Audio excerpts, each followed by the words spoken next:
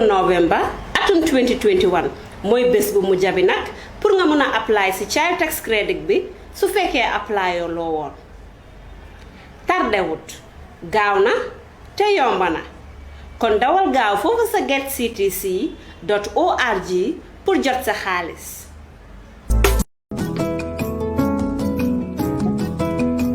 La Covid-19 est toujours là et la vérité qu'il est pour mieux sauter. Citoyens, avant de pouvoir recevoir le vaccin, est là pour nous sauver. vous n'avez pas besoin de montrer votre citoyenneté ou votre statut d'immigrant. Pour vous faire vacciner, on vous a peut-être demandé de fournir une carte d'identité, mais vous n'êtes pas obligé de la fournir si vous ne l'avez pas. Il est là pour nous protéger. Si vous ne l'avez pas, la seule règle est d'avoir 12 ans ou plus. Le vaccin est là. If you want to receive monies from UK, Europe, USA, Canada, Switzerland, and the rest of the world, Supersonics Money Transfer has got you covered. With the largest payout network in the Gambia, you can now receive your monies anywhere you are, from Kartong to Koina, with less hassle. Yes! You can receive monies from your family and friends in UK, Europe, USA, Canada, Switzerland, and the rest of the world with our safe, secure, fast, and convenient service that offers you the largest selection of payout locations in the Gambia. Supersonics Money Transfer. We are currently in 34 African countries and counting, giving you quality money remittance services that are second to none. Visit the Google Play Store or the Apple Store today to download the Supersonics Money Transfer app and enjoy excellent money transfer services only with Supersonics. Good morning, good afternoon, good evening, wherever you are watching or listening to us from. This is the Gambian Talents TV, and this is a new show that we are about to start. Effective today. And we'll be talking about different things relating to the current presidential elections going on in Gambia. I'm your host, Ousman Joof, and I am glad to be joined by Mr. Melville Roberts. Welcome to the Gambian Talents TV, sir. Thank you very much, Mr. Ousman. I'm glad to join you. I'm glad to be here, and I'm looking forward to a very fruitful and progressive discussion.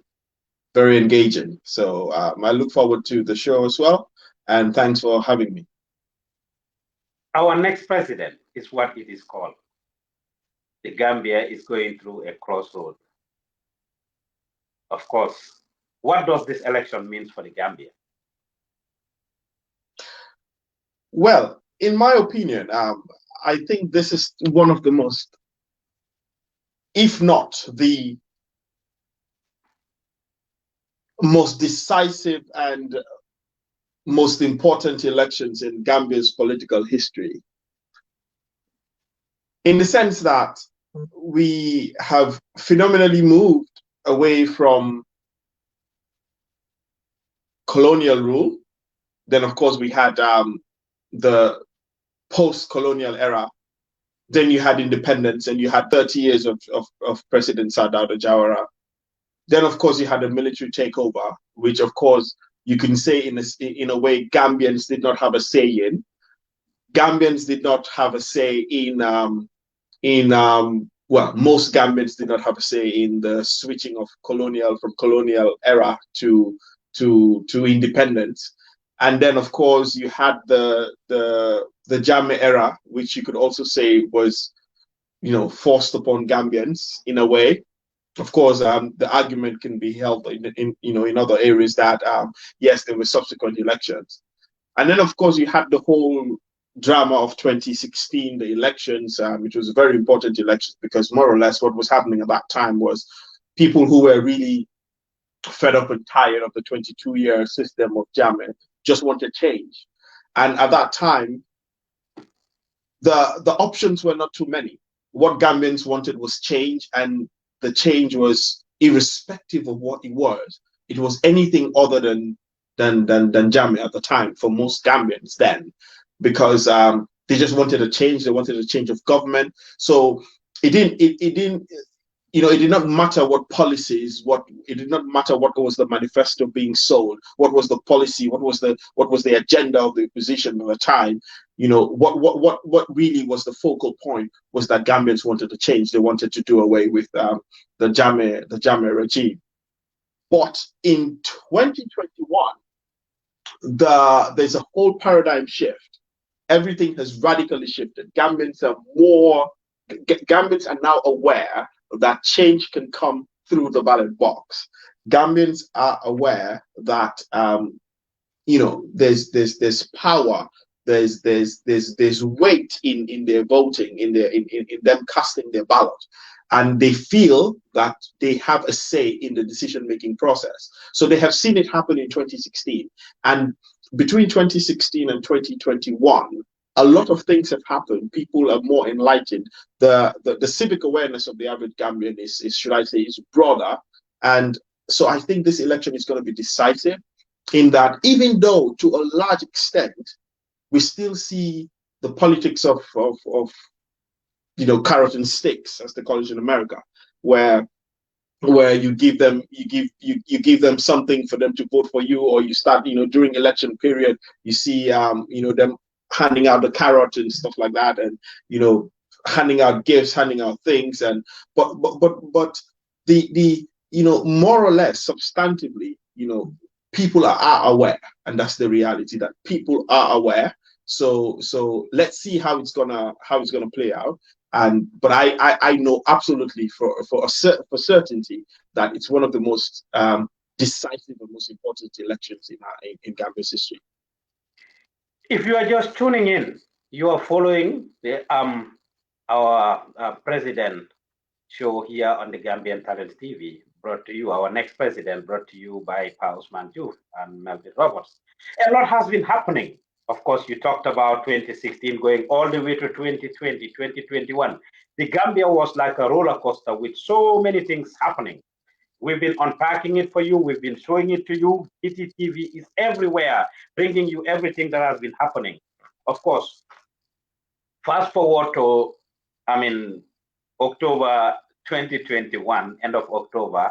We've seen the past week. Last week, this time, the Gambia was on fire. Of course, by this time, the IEC had already announced the names of nominees. People who actually qualified, whose nominations have been accepted. It is surprising that out of 23 candidates, only six made it finally. Did you see this coming, Mr. Roberts? Absolutely. We had 18 registered political parties and over 10 independent candidates. So, every single day, a new person coming from all spheres of life. I'm telling you, all spheres of life. So, did you see this coming, that only 6 would end up making it to the campaign trail? To be honest, I knew, as a matter of fact, just seeing some of the candidates, you could tell that, in law, they say prima facie, just from on face value, you can tell that there is no way under the sun that they would be able to meet all the the criteria that they needed to pass the nomination stage. So I knew that. But what I did not know was that it would be such a huge number. Oh my God, I think 15 was rejected. That came as a surprise. That came as a total surprise. I didn't think it would be that large a number. But what is even more surprising for me is the fact that out of the 15, it is only two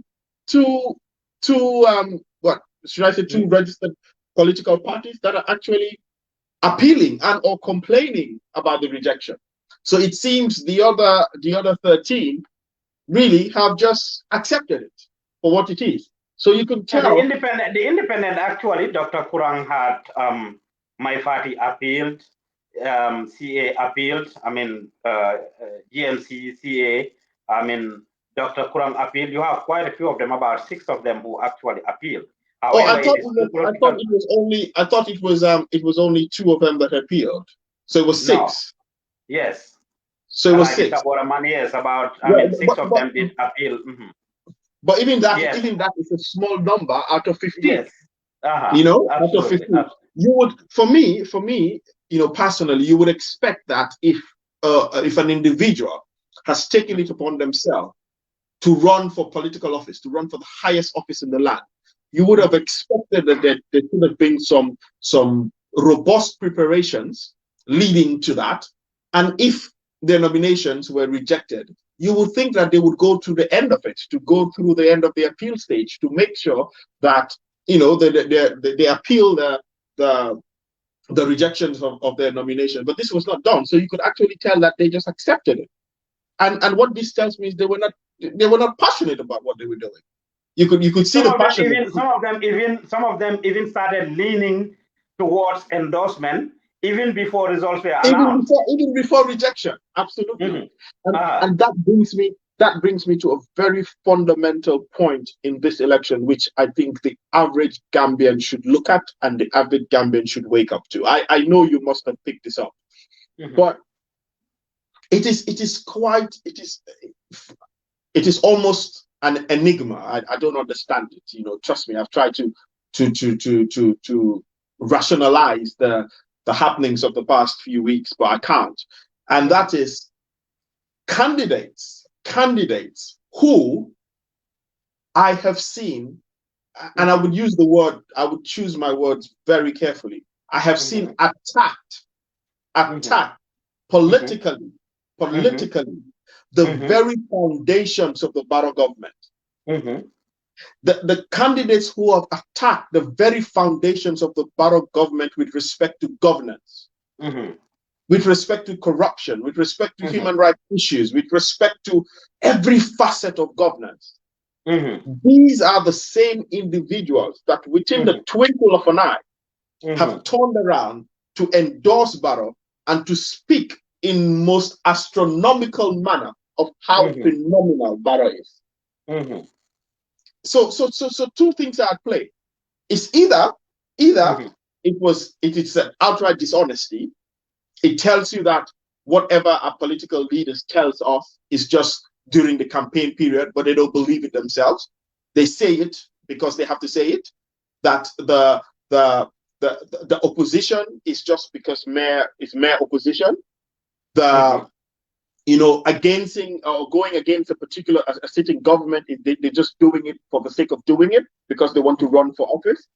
But you can tell that there's no passion. There's no passion into it. So that's one. Or secondly, is that they have seen what happened in 2016, where political parties that amounted to nothing but a Boy Scout could have a cabinet seat by virtue of the coalition agreement. So you could tell, in a way, that, and this is just my analysis, I'm just saying, on the other end of the spectrum, it's either they're not honest,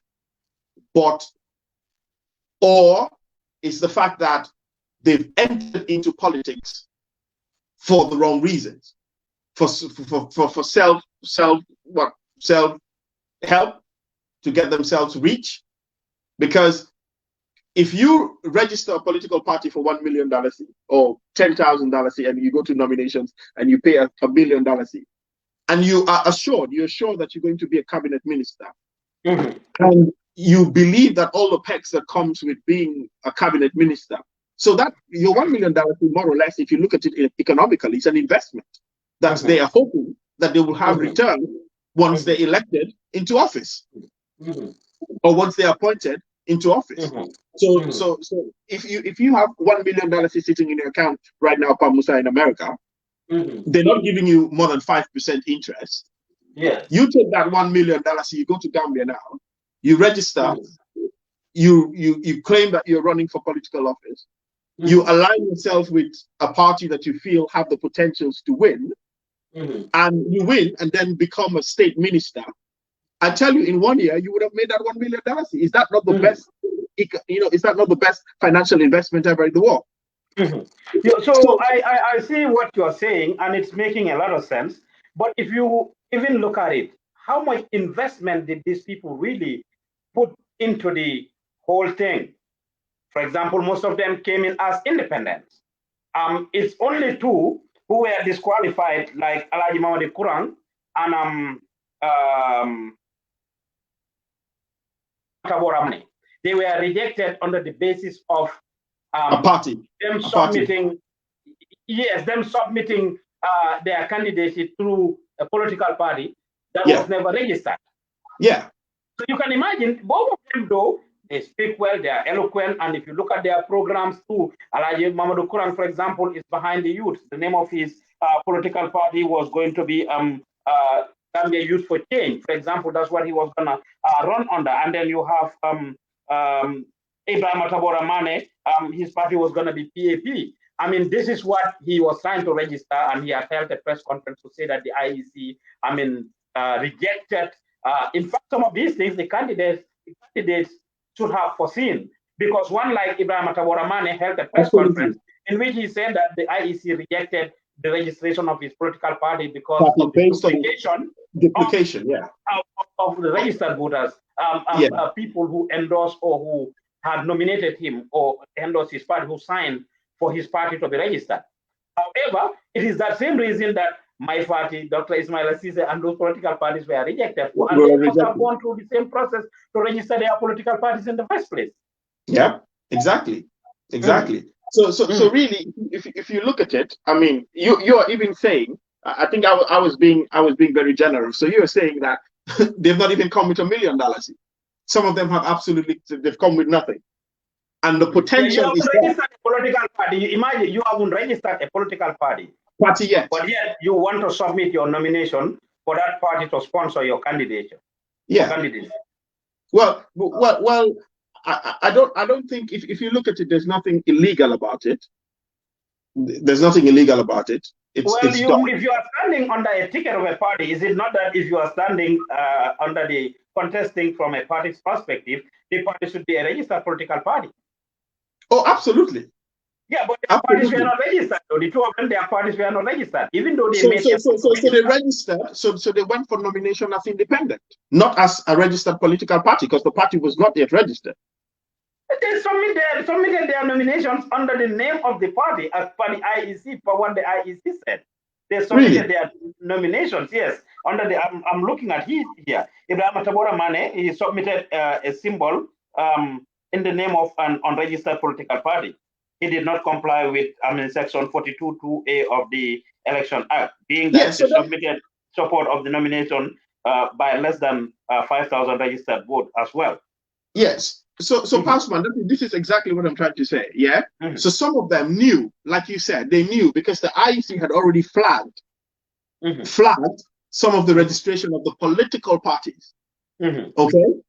But some of them went on to submit their nominations under the already flagged issues that the IEC has raised.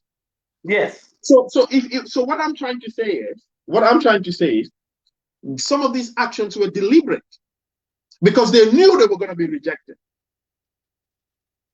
Because, for example, Pausman, if you were going to apply for a visa, and you went to the visa to the consular, and he said to you that if you come to apply for a visa, you would not be able to get the visa because you need your passport to be valid for another 6 months. Okay? Now, go back, get your passport ready, renew your passport, do whatever, get a new one, and come back. But then you decided to submit the application for that visa with the passport that they had told you had already expired. What is your logical outcome that you're expecting? A rejection. Absolutely. Rejection. Absolutely. But what it tells you is that some of these people have continued to play with the psyche of Gambians. So how many Gambians know or are aware that some of these party, not party leaders, but some of these presidential, aspirants are deliberately flouting IEC rules that they know, but yet still they wanted to be part of the process, because that is, you see, the nomination day itself was an advertisement for these individuals. So some of these individuals, ordinarily, you see that the very next day, they were going to State House to endorse Barrow. So some of the political parties had withdrew their nomination, or registered political parties, or those who were aspirants, such as, Bibi Dabo and his party, Dr. Jan, they withdrew. Dr. Jan in the 11th hour withdrew. The same morning he was supposed to, tender his resignation. He went at his nomination, he went and withdrew the nomination. And then the same day, we saw him accompanying Halifa Sallah. In fact, when Halifa was interviewed by the journalists, they asked him, we see Dr. Jan here, and he's like, ask Dr. Jan. Now, that same Dr. Jan eventually ended up endorsing Doi. Dr. Kurang ended up endorsing Doi. We are going to come back to that. But then you have some of the candidates like Joseph Joof that we didn't hear, anybody endorsing anyone. The Mamadou Bass, both of them, the two Bass, they both went Barrow. One of them, even before nominations were announced. The other one, of course, after the nomination, as early as Monday or Tuesday, we saw him with Barrow, and they are both on the campaign trail right now. That's what they did. One like Marisok, we had her with UDP. Alaji Kurang, UDP celebrated and said that he was with them. They even made some flyers of Marisok and Alaji Kurang, only for Kurang to now threw it in their face to say that, hey, I'm Doi. I endorse Doi. I'm not with UDP. Then you had, what you call him, Ibrahim Tabora Mane. NPP also started celebrating, saying, oh, he is with us. He met the president. Just because he met the president, they said he has endorsed, NPP, only for him to also come back and say, I actually didn't endorse anybody. I'm not endorsing anyone. We were divided, and we're not endorsing anyone. What do you make of this? Well, for me, that is absolutely normal. I expected that. I expected that there was no way that 21 different candidates were going to be in that, ballot box. I knew that from the start. So I expected that there was going to be some sort of alliances here and there. So that is very normal. But and also, I think it is very normal to have candidates right before, even nominations day, because there's a lot of things going on politically behind closed doors. So you have people that are working. And to be honest, you have to give credit to the NPP camp, because I don't know whoever is leading their campaign, their strategic campaign, but they seem to be doing a lot of grand work. So they're convincing, they're turning hearts, they're turning minds, they're getting candidates to endorse them. So that is a positive thing. That is positive. Yeah, but the critics are saying that, oh, they are only after, whenever somebody endorses the NPP, they are only after the pocket. President is buying them money. They are selfish. Anybody that went to be president, for the most part, that's what they are getting. And everybody that goes to any of the camp is claiming to be doing it under national, the best interest of the country. So this is what I was trying to say initially, to say that it's just two things. It's either they're being dishonest, or they're taking Gambians for a ride. Because national interest does not switch. It's not ping pong. It's not a game of ping pong. It does not switch on a Monday and Tuesday from different sides of the bed, depending on how you wake up. No, that's not national interest. National interest is holistic. National interest is your passion. National interest is your values. National interest are the things that you believe in, that the things that you hold very dear to your heart, the things that you advocate for. That is national interest. And national interest cannot begin to shift from day to day. National interest cannot shift by your political... We're hearing this with politicians on a regular basis. That's the order of the day. Look at the bills they support. Look at the things that they come up with. They would call it national interest. And typical example, obviously, is seeing the UDP and Barrow camp. In 2016, UDP introduced Barrow to the Gambians and said he is our candidate, and here we are. And defended him all through until 2018, when they started falling apart with him. That's when obviously Barrow was no longer their Barrow. But everything was done under the name of national interest, and now the two of them are arch rivals. Absolutely, and that is what I'm saying. So when politicians tell you that things are born out of national interest, it is left to you and I to actually look at it and begin to separate the goats from the sheep and the wheat from the chaff, because everything can be looked at the lens of national interest. But is it really national interest? What is national interest? How is the ideology of national interest translating and affecting the lives of myself and yourself, of my family and your family? National interest is not what one politician sits and thinks in his bedroom or her bedroom. National interest is what affects your family. National interest is what affects my family. National interest is the price of food. National interest is the price of petrol. National interest is to be able to have electricity in my house. National interest is to be able to have water in my tap, running in my tap. National interest is for me being able to go to bed safe, knowing that I'm secure. That is national interest. So it looks like the biggest thing on this criteria was the $10,000. Everything else, that's all they paid, and of course went to get clearance certificate, and then but I'll tell you something. Declare their assets. All the other criteria, they really didn't. I mean, but I'll tell you something. Candidates, so most of the candidates that were rejected on the basis of not fulfilling the number of voter. I mean, people who should have nominated them. I mean, signatures that they should have gathered. Minimum of 200 from each administrative region. This is what majority of them were actually rejected on, including CA and my party. Not much effort was made. We have Bankole, who's been advocating for, the Rastas and legalization of marijuana. We have Marisok. We have Aliou Sow of the Gambia Action Party, who they said even committed some fraud. We had, Sheikh Tijan Haidara of GANU, who ended up going to NPP. Sheikh Matar Nyang, the independent candidate. We had Papa Fall, the grandchild or grandson of former President Yahya Jammeh. We have Yusufa Dumbuya. And then all of them actually, and then a few of them withdrew their nominations. Matthew Gomez withdrew his nomination. He was independent. Bibi Dabo of GFA withdrew his nomination. Dr. Jan, I mentioned earlier, withdrew his nomination. Tamsir Jase withdrew his nomination, and Mamadou Ba withdrew his nomination. But then eventually, all these folks were ended up seeing whining and dining with President Barrow, endorsing him. And only Bibi Dabo and GFA and Marisok endorsed UDP. Of course, Doi also managed to have 2 endorsements, which is Kurang and Dr. Jan. And Dr. Jan. The rest of the folks are undecided. But then 2 people who stood out, or 2 parties that stood out, is CA, Dr. Ismaila Ceesay, and GMC's My Party. How do you see the rejection of those 2 parties? Okay.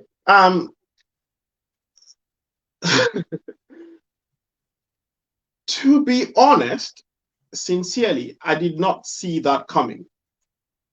Why? I did not see. Well, for the simple fact that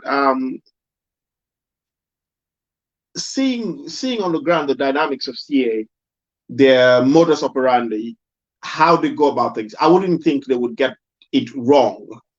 And of course, looking at the rationale for rejection and the issues advanced by the IEC for rejection, you can tell that really it is not so substantively wrong in a sense.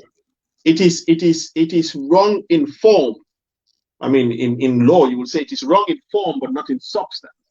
So, for and this issue about having double signatories endorsing candidates, it just tells you who we are as people. Because, like I always say, Gambia has a particular population. Gambia has a defined territory and a defined population. But every time you see a political candidate go out there, you see a huge crowd, and you cannot statistically sideline or ignore the fact that some of the people, some of the individuals that were in the previous crowd of yesterday are in the crowd of tomorrow or in the crowd of today. So it is the same people. It is the same people that are moving from crowd to crowd. So politicians also have to be very, very careful. I saw a video on social media where somebody was saying they've got, the average Gambian is broke, the average Gambian is struggling. And Pa Ousman, to have 6 or 7 brand new t-shirts, it's something, it's a collection. And well, I've heard Dr. Ceesay himself last Sunday with one of the platforms saying that there are people who specialize in crowd rental or even nomination. He talked about all of these things that, if you want the crowd, they will tell you, I am the one that runs Bruford. Give me this much money and I'll bring you. Yes, Dr. Ceesay said this. I'll bring you, 10 gelegeles. And they do it for all the parties. I'll bring you 20 gelegeles. I'll do this. Dr. Ceesay himself was saying this. But then let's play Dr. Ceesay's video of his nomination, and then I will continue the analysis and come back. He did a press conference yesterday in which he talked about his nomination. Let's see the official stance, and then we diagnose that together. Key within this checklist, obviously, is that the situation within the party and also the way forward. As you are aware, sometime back in September, we got notification from the Independent Electoral Commission that nomination forms were ready. The package was ready for parties to go, that parties who are interested in fielding candidates should go and collect nomination forms in preparation for the December 4th elections. Now, as a political party that has the intention of fielding a candidate, went to the Electoral Commission to receive a nomination package. Now, key within this nomination package are nomination forms, obviously, but also a checklist of the requirements for nomination. And then key within this checklist, obviously, is that every candidate that has the intention to run should, or every aspiring candidate should provide 5,000 signatures. So nomination forms were given to use that as a template, but minimum 200 from each region.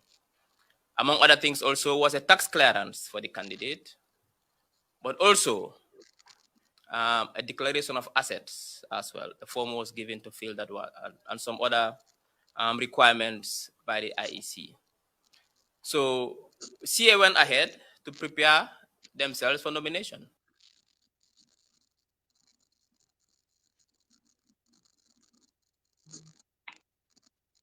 Like the video is cut in there. I was expecting it to be played from 18 minutes and up, our technicians, so that we can see where it is. I expect the video to be played from 18 minutes and up, where Dr. Ceesay was talking about the way forward, for CA and the actions that they are taking. If you are able to do it, great. But then Melville, just to preempt, he had talked about their next steps, that they have actually consulted with their lawyers, and their lawyers advised them to, obviously, they appealed the decision with the IEC. The IEC rejected it, and now they're taking it to the High Court. And then CA is actually, that's their current stance.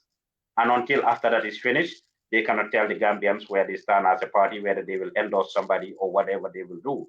But for now, they have set a date. They have taken it to the High Court, and they have been given a court date for Tuesday at 1:30 p.m. That's when they are supposed to go to court, Tuesday at 1:30 p.m. So I've heard different narratives that, for example, my party, when the announcement came, rose to the IEC and released a video and said he needed to make his submission before midnight of Saturday, like he has before midnight of that day.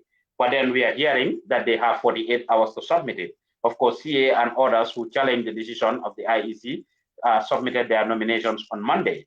And then now the IEC rejected the decision, their appeal, and they're saying CA just took it to court. I've heard narratives that, or rhetorics that you cannot actually appeal the decision of the IEC from the legal perspective. Well, It's going to be a very interesting interesting case, because it's going to set a precedent. It's going to really make a very pronounced legal, should I say, decision that would be a first in Gambia's history. And because, for example, the Election Act did say that the appeal, once the appeal has been rejected by the IEC, it cannot be challenged in a court of law.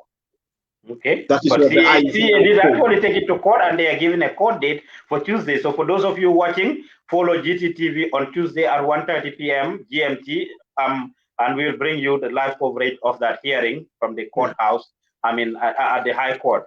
I mean, but Citizen Ahmed is saying that what I wanted to say was that this is what the Elections Act says, that their decision is final and cannot be questioned by a court of law. But the Constitution also says that the courts are vested with judicial authority, and so basically what will happen, and the Constitution also says that any law that is inconsistent, the Constitution is supreme, and any law that is inconsistent with the Constitution is, to the extent of its inconsistency, null and void. So really, it's going to be an interesting one, and I am looking forward to that particular ruling. I think I read somewhere, I'm not sure, that Justice Hassan Jallo has actually taken up the matter himself. So I think it will be had at the Supreme Court. Yes, Doctor is saying that they are appealing it because they want to set a precedent so that no other political party or Gambian ends up being victimized. Their argument is that they are rejected under the basis of the fact that they did not submit the required number of voters from Banjul, to be more specific, which is 200 minimum. They submitted 296 votes, and it is not their fault. And IEC rejected them, not because they have admitted that, not because CA did not submit the required number of votes. They've agreed to CA submitting the 296. However, those 296 are duplicates because other parties have submitted the same names. Now, CA's argument is that because the date they were given to submit, the names was not determined by them. Yes, they didn't determine the date. It's IEC that actually determined the date. And therefore, they cannot have any control or say as to whose nomination paper gets there first.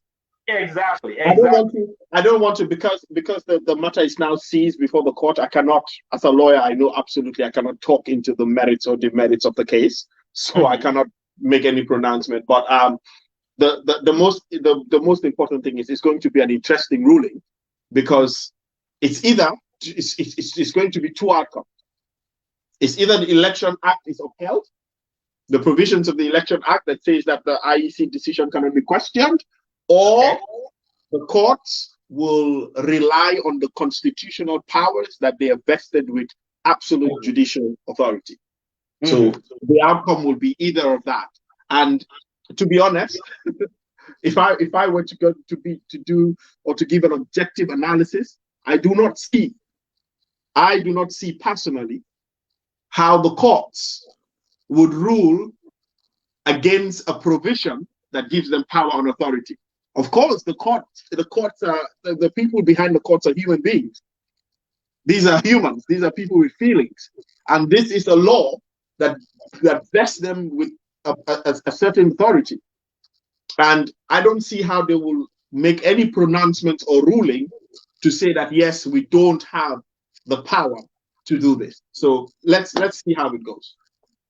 No other statement was heard from Ahmed Fadi. We have seen people from all camps calling them to join them. Obviously, CA and my party, Dr. Jan, and others, about 5 political parties came together to form an alliance a week or so prior to the nomination. I mean, a few days prior to the nomination, then eventually they all went to submit their nominations individually and said they will have a party-led coalition after that. Now that we are where we are, CA say they cannot say anything about that. My party is not heard. The last time he was heard was 6 days ago, in which he made a statement, and that's about it. But away from those folks. If you are just tuning in, you are following our next president show coming here from the Gambian Talents TV. Melville Roberts and Ousman Joof are the ones behind the mic, and we are trying to unpack the current political situation in the Gambia, the presidential election. I'm glad you put that. Mahaguma said, Melville Roberts, that's good for you. You will support this government. We should be careful when work on the central government. You deny me about issues happening at the Gambia High Commission in London call center. Even today, the calls received by a Nigerian man is clear to the Gambian people that you are the biggest liar, not me. I mean, well, that's what he said. We move on to the next issue, which is about the crisscrossing of candidates. But before then, Melvin, I just like to respond, not respond per se to the message, but just to clarify, because I don't think, I mean, just for awareness purpose, that people don't understand. Because I work for a particular government, I'm a civil servant, doesn't mean I support the government. My duty is to support the agenda of the government, because that's what I work for and that's what I do. And so really, it does not. We'll move away from that. We have a lot of issues. This is at stake. The country is at stake, and we are talking about the government, the politicians, and their actions at this point. And that's what I want to focus on. You see, the Ousman of today is very different from the old days, because our country is at stake. We have a lot of things to talk about and to unpack for the interest of the Gambian people, so that they can make an informed decision. However, we have seen the crisscrossing and cross-carpeting from one party to another by different politicians. I mean, Alaji Kurang, like I said, is he was all the way out there. Him being announced that, okay, he was going to UDP, and they started celebrating and making flyers of him and Marisok, only for him to come out and say, no, I'm actually going to DOI. Ibrahim Tabora Mane, I mean, also have a decent crowd. Seeing or meeting with the president, they said they also started celebrating, only for him to also turn around. It's like the two camps, biggest, obviously the race is between them unless something else happened. UDP and NPP are in a hurry and eager to actually put it out there to say, okay, we have been endorsed by this person, that person, to the extent of not even doing their due diligence. And these candidates coming out to say, I'm actually not with you. What does this mean for the politicians and parties that this is happening to, who are doing this? Well, okay. The first and foremost, we need to understand issues that are brought into the public domain by the party, as in through official channels, and by party militants who are probably filled with excitement or some sort of adrenaline rush. So really, we have to be very clear with that. As far as I'm concerned, official channels of the UDP did not, or I did not see, probably you did, I didn't come across any official channels where it stated that a particular candidate had joined them. But of course, the militants are always overjoyed, filled with excitement. And it's the same thing that happened with Alaji Tabora Mane and the NPP. And we saw the same thing with Alaji Mamadi Kurang, Dr. Kurang, and the UDP. So it happened on both ends. But what is absolutely clear, like you have rightly said, this election, as far as we're concerned, or unless something miraculous happens, something drastically changes, is between the NPP and the UDP. Now, these other parties would at some point, even if they don't do the endorsement now, they would have to at some point be able to align themselves, within these two parties. It is either they align themselves publicly, or they would have to, if they choose to exercise their civic right and duty, they would have to vote for either of these candidates at the end of the day, because these candidates are going to be the game changer. But however, not only the two of them though, not only those two though. That's why I said there are 4 others. That's why I said however, and I was going to the fact that, however, we need to pay particular close attention to Halifa Saleh and Essa Faal. You Why? see, Essa Faal, in my opinion, I don't believe Essa Faal can win this election. It is impossible. But I believe that Essa Faal can be a game changer in this election. Secondly, we have to look at how it can be a game changer. Because what is going to happen is Essa Faal is not taking votes from UDP. Essa Faal is going to divide the NPP votes.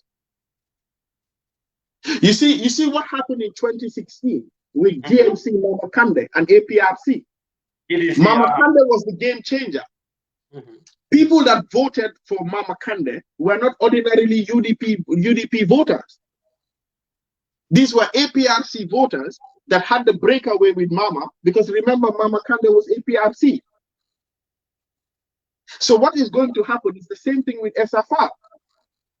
So Essa Faal is going to be some sort of a game changer. Now, the political party that will align themselves or get an endorsement from Essa or Mama Kande, that to me will be the deciding factor.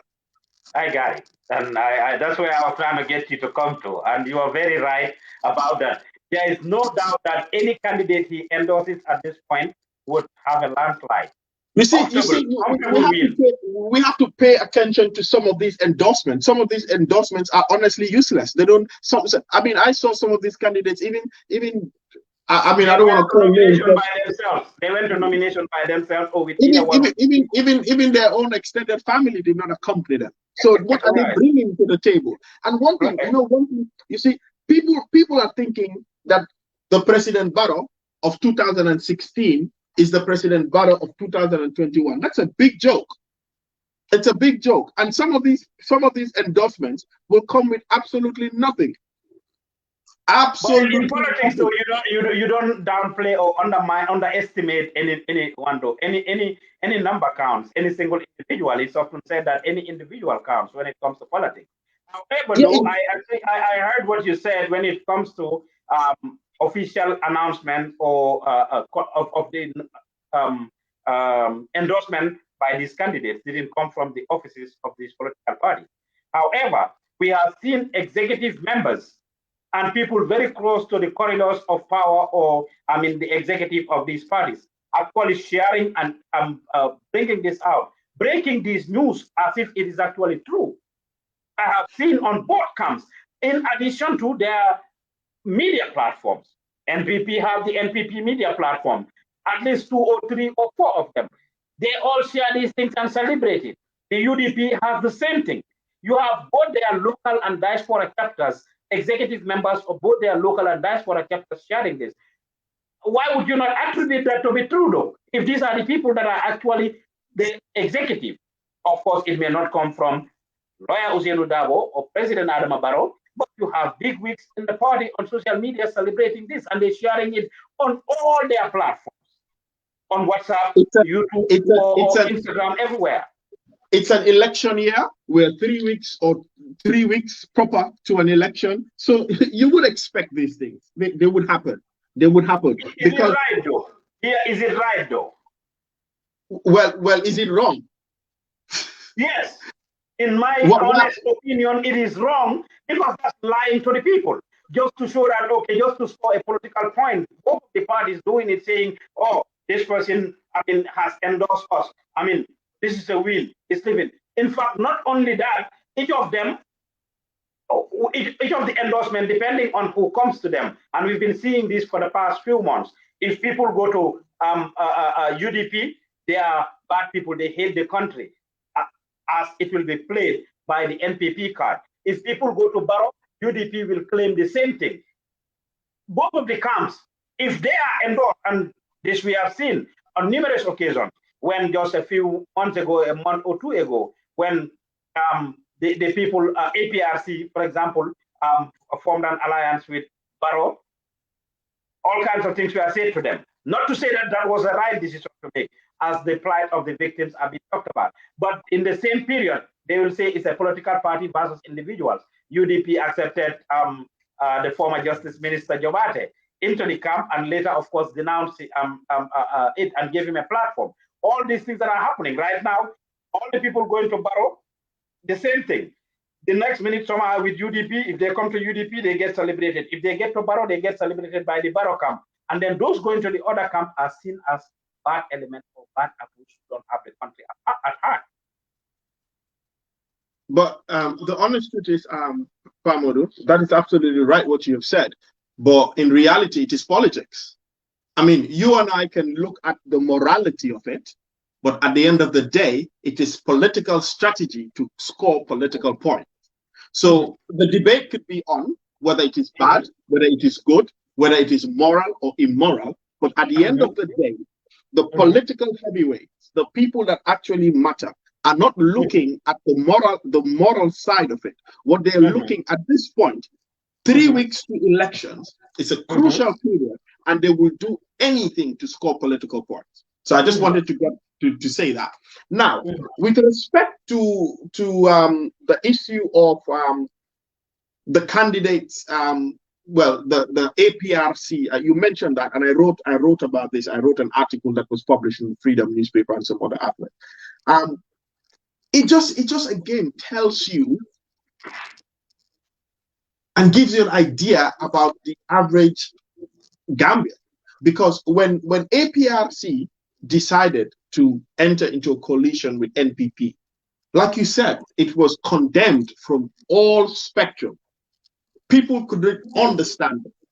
They didn't understand it. They didn't want to be part of it. Okay, but APRC or APRC Breakaway have now decided to join into an alliance with GANU and with Mama Kande, GDC, and you could tell that it's not being denounced. It's not being as much as it was done when it was President Barrow. But what is more important for me, and this is just my honest opinion, if APRC had decided to enter into an alliance with the UDP, it would have been a welcome move. If APRC had decided to align with any of the other political parties, it would have been a welcome move. And that's the honest truth. And but the argument they keep bringing up is, it's the party versus individuals in the party. So many people who were in APRC and the APRC government are with UDP indeed. And of course, some are with Barrow. Not only that, I always in my article, and this is not anything to I mean, he's somebody I have absolute respect for, he's somebody I admire and like, so it's nothing to do with him, but I cite it as an example. The current foreign minister, Tangara, a foreign minister is the most important cabinet portfolio in any government. You know that the equivalent, you have the Secretary of State in America. Right. You understand? It's the most important, the foreign secretary in the UK is the most important cabinet appointment. Now, Tangara was Jammeh's foreign minister. Tangara was Jammeh's permanent rep to the United Nations, representing Jammeh at the international stage. Tangara was appointed as a minister to represent Barrow. So how can you explain or try to defend the fact that you don't want to align with APRC for the simple fact that APRC is tied to Jammeh, but this is a foreign minister that pursued relentlessly with all his might and passion the objectives of the Jammeh government. Right. And the objectives of the Jammeh government is what this government is against. Because what this government is saying is that the objective of the Jammeh government was a dictatorial objective. But all of that is now thrown in the bin, though. So it was not thrown in the bin now. That was thrown in the bin in 2016 when Tangara was maintained as the foreign as the permanent rep to the United Nations, and a few months thereafter, subsequently, was appointed as foreign minister. The second most important cabinet portfolio, the Minister of Finance, was a Jammeh minister. an APRC minister. So if you can accept these individuals in cabinet, and this goes across board, it goes across to the UDP. But that happens, so yes, when that happens after UDP, I mean, of course, there were some people who were in the Ghana government who were maintained by the coalition government when they just came into power, but it became reinforced. They reinforced it after the UDP people were ousted out or their cabinet positions. So the point I'm trying to make is not a dent on Tangara. I mean, like I said, Tangara is a phenomenal person. Is somebody I'm just trying to give you an analysis of, if you cannot reject a Tangara, you cannot reject a Momodu Jaju who's supporting Jammeh, who probably have never met Jammeh. Our technician, play our latest videos for us of this comparison. Yesterday and today it happened. Of course, President Barrow is on the campaign trail. He was in Mankamankunda, his own village, yesterday, opening a mosque that he built there. The religious leaders, Muslim elders, of course, Mamadou Lamin Toure, Imam Chebo Cham, and Imam Fati and others were there. The UDP can condemn this all the way. Play that video for us, technician. Let's just see. Ya kebu setam plenty ba konton da baka fanana ma beta ni kunyim mata jang mune muy la kontano tibi alhamdulillah se wota muslim nyale cikata andu mi ya cika wone mo banko nyaton koti ase fendo lono bara ya jame ngolo allah akbar way kontan bake ala baraka kebu fele inshallah be jang han say ya imam fanam plenty imam Touré ngalon ko telephone kuwol ñini beke imam mune muy la kontano to mislame akoro bi alhamdulillah rabbil alamin kontano kani bi ayem futu pale ade okay folo jame wala foro wala njama la lodula saba njango al palu mini alonko ngeje ji jame kono kabo dina al paleto ani adol al palu mini alonko alhamdulillah rabbil alamin be ko kum fani wala mfango den dankere ko do wote boyla wala mo tonya o mara ala bale so kero mo dula jabela na tol temala baraka la vira men la bidon comme un banco e kanye ya wat mo ya jeme wado anda ke yedo pro ya banco e kana o keda banco man na kanye Canada man kanye la fo men banco be kanye wala nem banco kayro sa da hasolo wala mon don la palaso banco do be kayro den da hasolo wala shukran Allah akbar. You can see these two videos, Mr. Roberts. The first video are the main Islamic scholars in the country. Imam Chebo Cham is a household name in the Muslim world in the Gambia. Mohamed Lamin Toure is the former president of the Supreme Islamic Council. And he's there, they're there, whining and dining with President Barrow, opening the new masjid. The last video I played is Bakau Sufofana. He was at Lawyer Davos. That was an interview my team had with him at Lawyer Davos place this morning. Yesterday, the UDP folks were the ones sharing that video. The first video that you saw the other imams, I saw it on the UDP platforms, condemning it and saying, look at these imams, they're calling them names and labeling them. This morning, Bakausu was there, and of course you can see it. This inconsistency. Takes me back to the same point of what I said, that it's neither here nor there. It's nothing concrete. It's nothing solid. It's all political, and one camp will continue to denounce the other camp for doing the exact same thing that the other camp would do. It's just to score political points. But one thing we have to be very cognizant of is the fact that the politics on social media does not translate into the politics on the ground in the Gambia. It is radically different. And that is why I believe that the 2021 elections would usher in a lot of surprises, because the rhetorics, the passion, the theme on social media is not translated on the ground.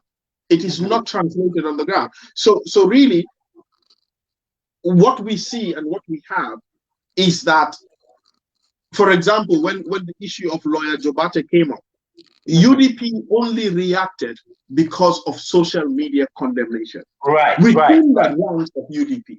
Right.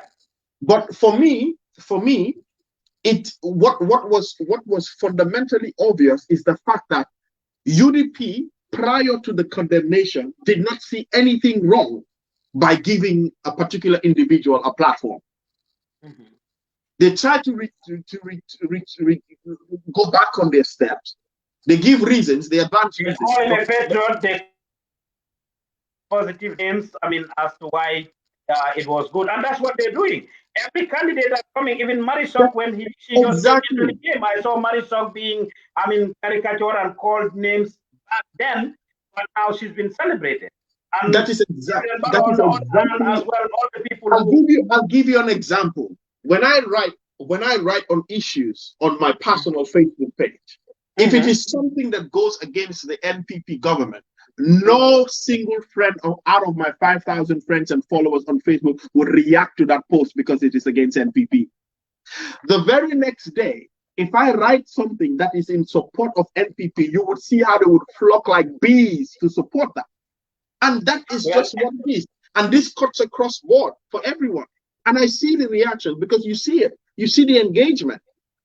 And this is why it is very difficult for me to align myself with a particular political party, because what I have seen in Gambia is blind support, blind followership. Yes. They cannot. The militants of a particular political leader cannot see them do anything wrong. Everything they do is phenomenal in their eyesight. To condemn them. I can comfortably attest to that, because we go through that all the time, and I can comfortably tell you that I personally have been through this with DOI, with UDP, with APRC, with GDC, with NPP, all of them, because we chose to be independent and we do things in an independent way, just like we are analyzing this right now. Yes, whenever you post something, UDP will have an event or whatever, and we will be there circulating our page. Like today, if you go there, you will see mostly UDP content on our page. They'll be celebrating and sharing this thing. Now, what the next day we share something on NPP, they tell us, oh, how hard bought them. The brown envelope is working. They will take pictures of me and crucify me, put a supernatural human hair wig on my head, and put makeup on my face. Yes, and all kinds of things. The same thing will happen with NPP, APRC. I've been there with all of them. Every political party. Yes, that is against what they believe or otherwise. Yeah. It is with every political party, and that is why you see Gambia is so small. Gambia is such a small country that everybody is correlated in a certain way, whether through ethnic backgrounds, whether through marriage, whether through they're so correlated. So it is very difficult to divorce it and have a clear, defined line. So to be honest, this whole rhetoric, this whole business of no, we are not going to align with this particular party or this particular person or this particular group is bogus. It's just rubbish. It's utter nonsense. Because if the situation changes, let me tell you something. If Lawyer Dabo, okay, this is a far-fetched hypothesis, yeah? But if Lawyer Dabo was to get up today and endorse Adam Abaro, NPP will celebrate Lawyer Dabo as the most phenomenal human being that ever walked the face of the earth. You're talking about, we have seen it even with their militants that are just, not even up there. We've seen it so many. And typical examples I'll give is Njaimane, one like Njaimane. He is flip-flopping between the two parties so many times that you would not believe. One like Babaja used to be UDP. So many of them. Yes, exactly. Yes, he just joined NPP. Whenever they come to them, it's the same thing.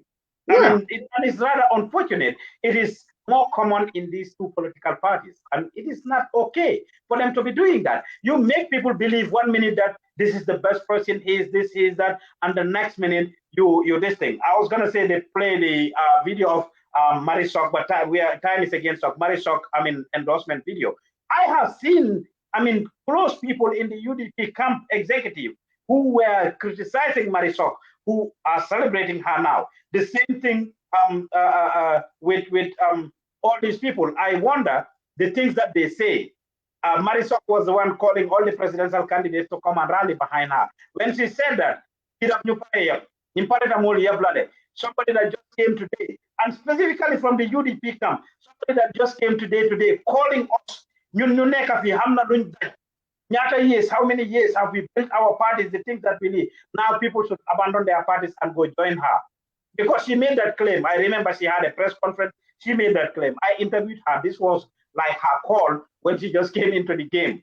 Every platform she had, she advocated and called for all the political parties, opposition parties to come and join her, but including the UDP. A good number of them were offended that we put in, how much we toiled for 10 years, 20 years. I mean, putting this thing together, and now you're telling us to do this. Aladi Quran, I watched his thing, and yesterday I'm like, okay, all these parties giving the reasons why they are parties for independent candidates giving their reasons. Did they not know this? Like Quran, for example, talked about Doi and how Khalifa has been consistent, Khalifa and Syria, and the things they did at the National Assembly, the laws they passed, the things they did, and that everything that they're doing aligns with his belief. And that is why he's endorsing them. The question that comes to my mind is, in the first place, then why form a political party? Why did you form a political party? You could have easily joined them. Yeah. Now you are saying that you are aligning with them. Marisol claims the same thing. Her decision to join the UDP is based on the same thing. All of the people that are going to Barrow are claiming the same thing, that they are, policies align with what the president wants. He wants reconciliation. He wants peace. But Usman, I'm sorry, but that is a lie, though. That is nothing short of a lie. It is a lie. Which one? I mentioned Marisol and the UDP and Bibi Dabo. Exactly, Bibi Dabo endorsing UDP. That's what he said. Marisol, that's what he said. Quran joining Doi, that's what he said. I mean, all of them that are joining the different political parties, this is what they are claiming, though. And I told you earlier, you're the journalist, and you have the leverage of calling names. I wouldn't be able to call names. But the fact is, if on a Monday, you absolutely believe that President Barrow is the worst thing that ever happened in the Gambia. I saw Sheikh Tijan Haidara say in a campaign that President Barrow is the worst thing that ever happened in Gambia. And the next minute, the guy is endorsing President Barrow. So that tells you something is fundamentally wrong with Sheikh Tijan Haidara. Technician, please, you can share some of the comments as they're coming along. Since we don't have time to read, the comments, we can just see them on the screen. Don't be sleeping, our technician. Thank you, Ida Kebe. She's there working very hard. She was the one at the UDP rally earlier this morning, seeing off Lawyer Dabo as he goes for his talk. Interesting times in the Gambia. You are watching our next president show here on the Gambian Talent TV, brought to you by Melville Roberts and Ousman Joof. Melville, we have to talk about the IEC. This is our million episode, of course, if you are just joining us. And thank you for watching. Billy Gomez, thank you, and all of you that are watching. The IEC 2016 caught the people by surprise by actually announcing that Adama Barrow won against Yaya Jammeh. Ali Muhammad Gai was celebrated and seen as a hero. The same thing, of course, as we're saying, last week, Thursday, Friday, stakes were high. From a lot of the camps, but more specifically UDP, though, they were releasing a lot of adrenaline as to whether lawyer Ousman Dabo was going to qualify or not. It was said about my party, Dr. Ismaila Ceesay, Bibi Dabo, a good number of them that they might not have qualified. The one that raised the most attention was lawyer Ousman Dabo. And I have done a show day before that nomination, and I have warned all the political parties and their militants. I have advised and given them suggestions to make sure that they maintain the peace and stability of the country, that the country belongs to all of us. And it is a fact that no single person, including President Adama Barrow, Khalifa Sallah, lawyer Ousman Dabo, Mama Kande, who else? Ibrahima Mane, the GNU candidate, SFL, none of them is entitled to this presidency. It's not their right, it is their privilege, and it is the Gambian people to decide who becomes this. So for supporters of these political parties, especially NPP and UDP, I remember sitting there calling me personally because we published a story, and I'm saying this. Ceesay called me direct line 2 weeks ago because we published a press release that was sent to us by Y2K, who were actually claiming that President Barrow is not qualified. And what was Ceesay trying to do? Asking me to take down that article. I asked him what was wrong with it. This was an opinion piece. If you need a reaction, you want to react to the story, send it to us. You don't want it, we're not going to take it down. He called me direct line to tell me, and I had a conversation. We actually didn't delete the story. However, this is what in fact prompted Ceesay's response, in which he used so much language against that organization. It was him calling me. I was the first one that published it. He saw it, he didn't like it. He called me. I told him I wasn't going to. I told him, is he going to react? He said no. Eventually, he ended up reacting. But then they were condemning that when they said the president did not qualify. And I have had supporters of NPP who attacked us, even on there, and said there's going to be war, or it's going to be, this country will be set on fire, this and this, if the president is disqualified. The same thing happened with the UDP camp. I did a show on it the day before. They said they were commenting that they put their lives on the line if Lawyer Dabo is disqualified. I have had Lawyer Jens Dabo make such rhetoric. I put names as they are. When they had the debate as to who qualified, when Aruna had the debate as to who qualifies and who doesn't qualify, they were saying that, okay, he must qualify for the sake of peace. This is the message that they're saying. And of course, time is against us. I would not play this video. But if you watch the peace accord that was signed by the 6 candidates, political parties, including UDP, Lawyer Dabo's message was centered around that. All of them spoke, and I don't sugarcoat. However, because of time, I will not play the videos. If you go to our YouTube channel, Facebook, you will see it there and you watch it for yourself. For the sake of peace, transparency and accountability should happen, and there should be fair play. President Barrow made a similar announcement on the first day of his campaign. Again, I will not play the video. Barrow and are making this announcement. And let me hear your take on it. The two biggest parties, or who have a potential to win, making such pronouncement, talking about fairness, peace, and the like. Definitely they make a unity, but let me hear your take. Well, the message is clear. It's a diplomatic message, and to me, what it is saying is, if you don't do this, this will happen. Bingo. It's a diplomatic message, and I think the message should be taken very seriously. Actually, honestly, the message should be taken seriously because they are serious about the message. Yes. And this is why initially I said to you, this is one of the most important elections in our history. It's a important one. Yes. It's and because we are just a regular democracy and a level playing field is available, so it might definitely be the most important. And Pa Ousman, it is not only an election. It is an election in the face of it. But what Gambians need to understand and what people need to understand is that this election is also a general referendum. Yes. It's a referendum. It is the Gambian people choosing whether the status quo, what is obtained right now, what is going on right now, they're happy with it. Or they are dissatisfied with it and they're ready to change.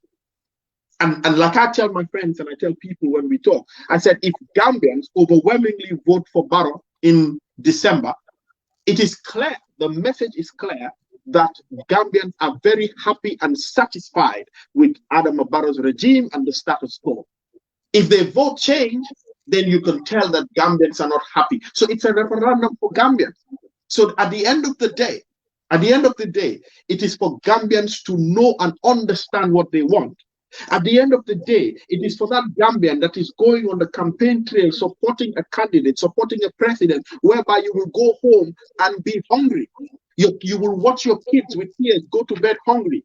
Yet still you will be dancing with Asobi in the streets of Banjo. You will be clapping in the streets of Banjo. How is this candidate going to translate your life?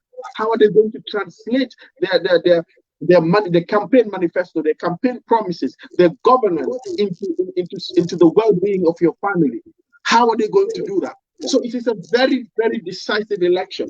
If you're happy with it, you go with the status quo. If you're not happy with it, You know what to do. But at the end of the day, it's a democracy. We claim to live according to democratic ideals. And if Gambians overwhelmingly vote for Barrow, then what Ousman, what they're saying is they're happy with the status quo and they're happy with what is obtained in Gambia. And that is the reality. So it is not only an election, but it's a referendum to test what Gambians really, truly want. So my message here goes to all the political party leaders, especially the 6 that are nominated, whose nominations have been accepted by the IEC. Makande, Mr. Mane, Ibrahim Mane of GNU, Esa Fall, Halifa Sallah, but most specifically, President Adama Barrow and lawyer Ousman Joof. You all and your supporters must know that the country does not belong to you, and you are not entitled to be the president of the Gambia. You are not. It's not a right. It is a privilege, as hard as it may be. Lida len waxon kerak dima def lima gis Banjul. Today's show is in English, and we will keep it at that. But I will do lima def gis Banjul, and I will repeat the same message.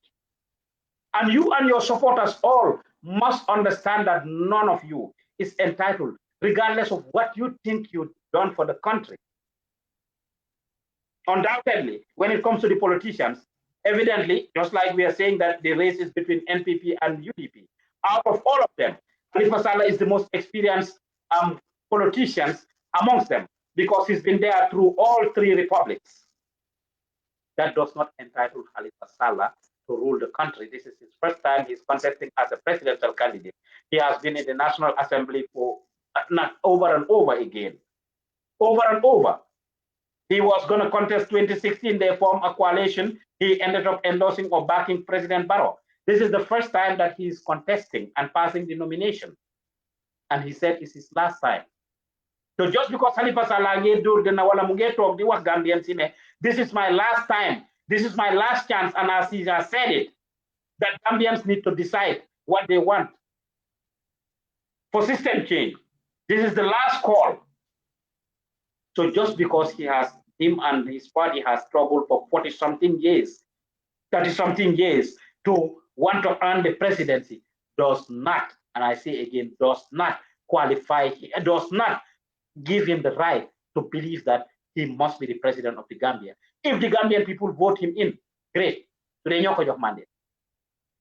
same thing with lawyer Ousman Joof, being there for 22 years, and as said evidently and as seen that the UDP is the party that suffers the most under the Yahya Jammeh regime.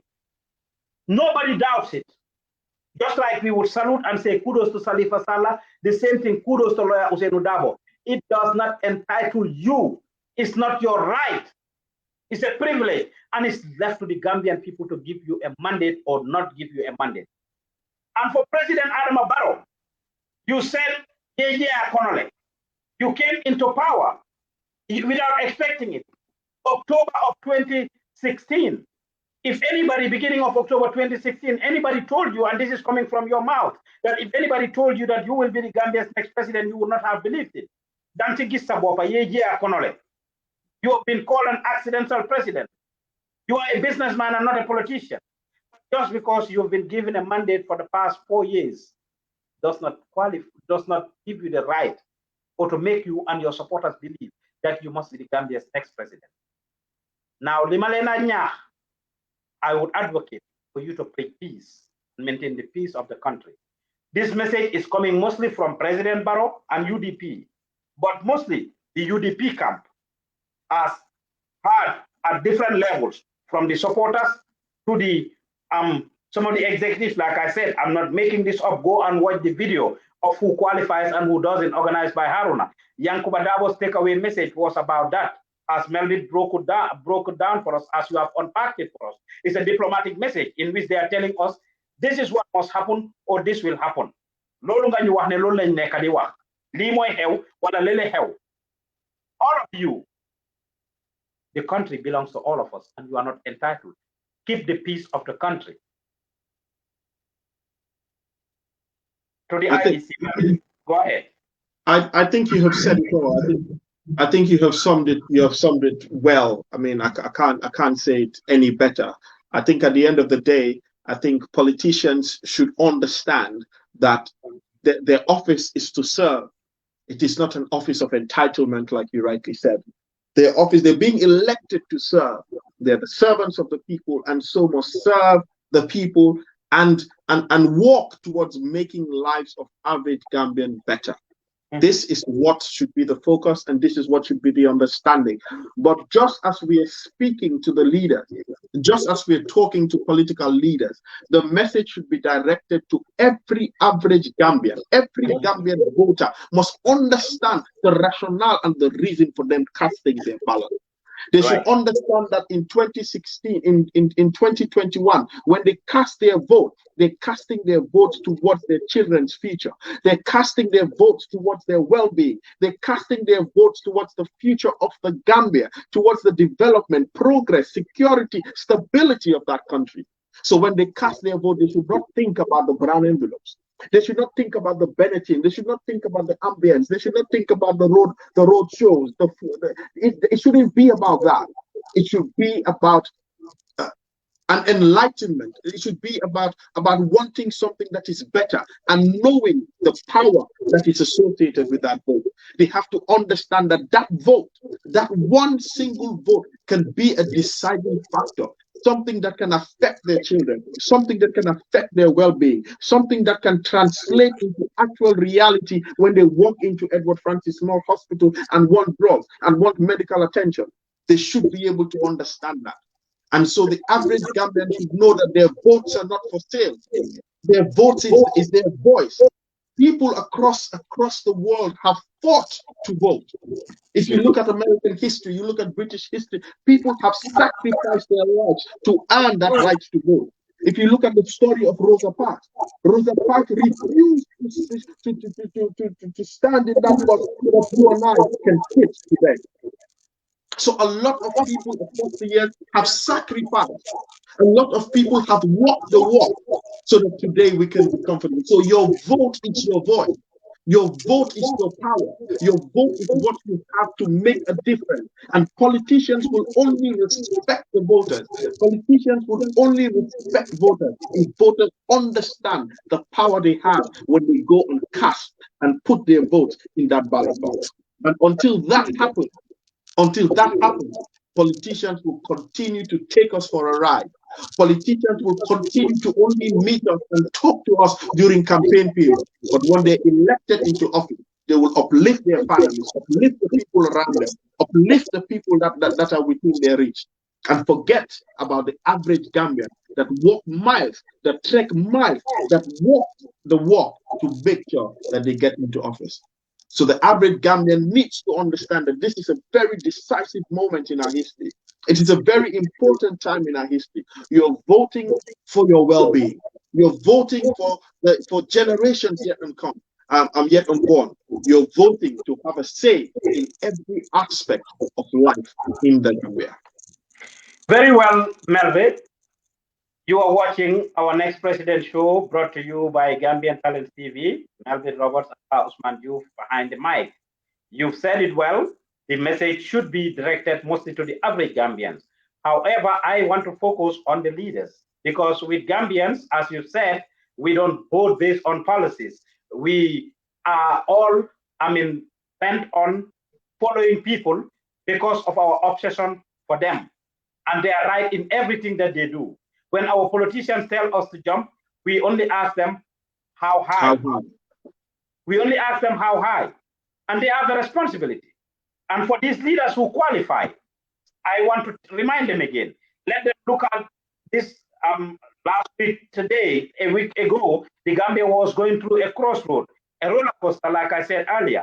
And 15 or more people were rejected. Their nominations were rejected. None of them set the country ablaze. We give kudos to all of those people, especially those who have registered political parties and have following, for that matter. I mean, the kudos goes to all of them, but more so those who have registered political parties. It doesn't matter how small it is. They could have called for unrest. We've seen it in election year everywhere. We have less than 3 weeks to the election. Today is the 13th. On the 4th is what we are talking about. Less than 3 weeks to the elections. We have not seen any major chaos, clash between parties. The campaign has just started and they are all on the campaign trail. They must maintain the peace and stability of the country. We will commend the UDP and the Khalifa Sallah camp. Last time our team captured this and it was shared by other media. You see UDP folks coming to lift Khalifa Salah's hand and raising it up. I mean, cheering him up. That was a wonderful gesture. This is what we want to see. We have seen my party during the nomination carrying the flag of UDP and GMC. This is what we want to see. When you guys do these gestures, we praise you, we hail you, we recognize it. But when you want to do the opposite, the contrary, to set the country on fire, we must equally address it. And we are talking to all of you to know that the country belongs to all of us. And you ordinary people, at the end of the day, you are the ones that will suffer. We are the ones that will suffer if we allow them to do this. Let's look at it. All of them, a couple of days ago, when Marisol was being sworn in, UDP will give them credit. They at least did not play music or have any ambience there because one of their militants passed away the day before and they were showing respect to that person. On the contrary, NPP, before their nomination, 5 or 6 people died who were heading to the combos to attend their nomination. What happened? They ended up having all the ambience and everything. Well, UDP is back on the campaign trail today. They won the person one day, much better than NPP. However, they are all back to the campaign trail, forgetting about you. Whether you died or have anything happen to you, I mean, because of politics, there's this young man, Melville, who we interviewed a few times, who is very angry with the government and President Barrow because he was very young, a teenager. In 2016, when President Barrow was being nominated, he was on the campaign trail with President Barrow. Boy. Right now, Tankambila Fadama, he's disabled and he's very angry at the government. He came to Gambian Talent TV. My people interviewed him multiple times because he feels that it happened to him while cheering up President Barrow and they need to take care of him. Every day, he's not getting the support that he wants. So to the politicians, you owe it to the Gambian people and to the Gambia. Your hunger for power should not make you set the country ablaze. And when you tell your people jump, they only ask you how high and not why we should jump. It's rather unfortunate, but this is where we are. You are watching our next president show on the Gambian Talent TV. Melville, our last thing I would want us to unpack is the role of IEC in this election. We have seen what has happened last week. I mean, this day, like I said, all eyes were on the IEC. Microphones were set out for Aliu Mamar Njai to talk, and he broke it down and told us who he qualified and disqualified based on the Election Act as well as the laws of the Gambia. What role? What is IEC? I think the role of the IEC cannot be underestimated. It is crucial, it is key, and they, in a sort of way, have the answers that we need when it comes to the stability and peace that we're all talking about today after the elections. You see, the IEC must understand that they are the adjudicators in this matter between candidates, the Gambian people, and the respective political parties. Their role is very simple. Their role is very simple, though technical is very simple. All they have to do is abide by the laws and dictates of the laws of the Gambia, of the Elections Act that governs their operations, the Gambian laws, and to be free, fair, and honest. If they do this, and also to be very decisive. I wrote about this. A few people, I think, got upset. But what I did say is, in any country, any jurisdiction in the world, if an independent electoral commission announces 2 sets of results, it is a recipe for disaster. Yes. And it is a grounds for challenge. This is the honest truth. And the IEC must not rush to make any pronouncement that is not certain, because it could spell a recipe for disaster. If not for the grace of God, 2016 could have been the worst period in Gambia's history. And the IEC needs to be very cognizant of this. They are the referee.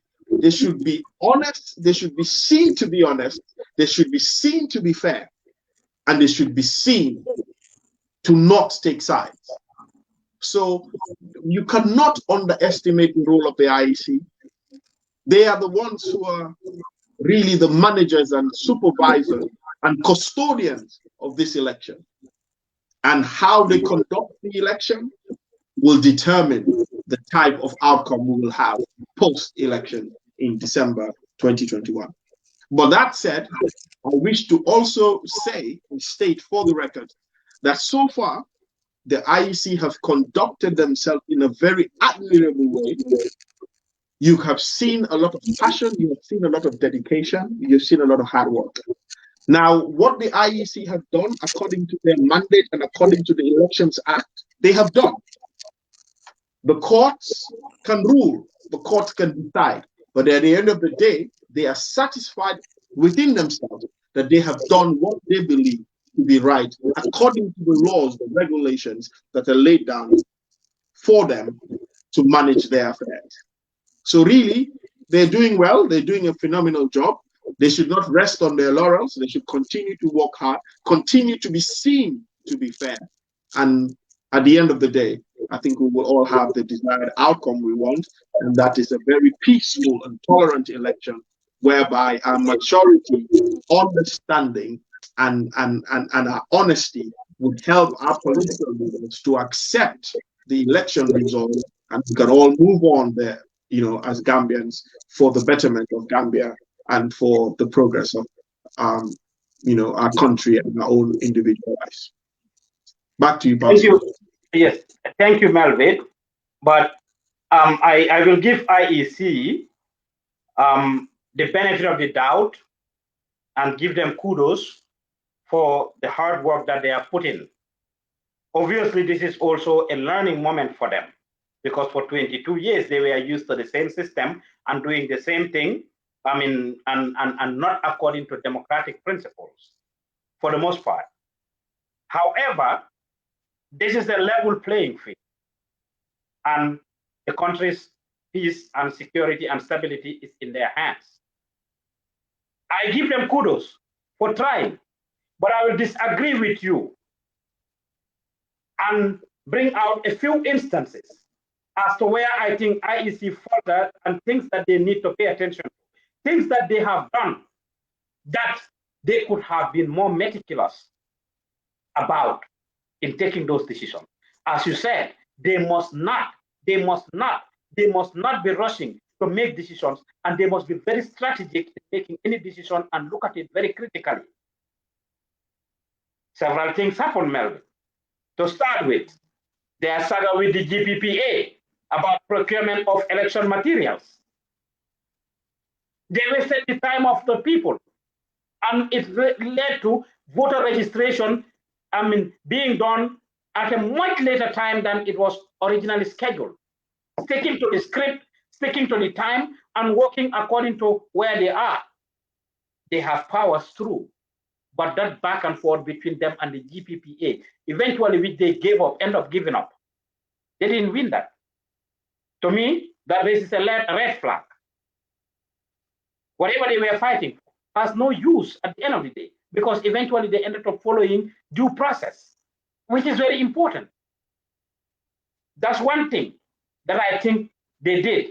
And I'm just going by some of the instances that I can recall.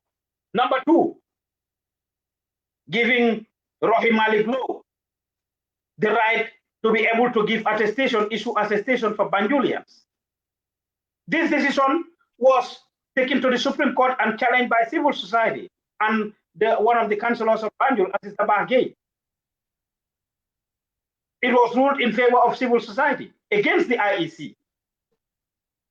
Rohey Malik Low went to appeal that decision, and the Supreme Court upheld their previous judgment, still against the IEC. This does not tell well against them. You are a lawyer, landed person, and you will tell me.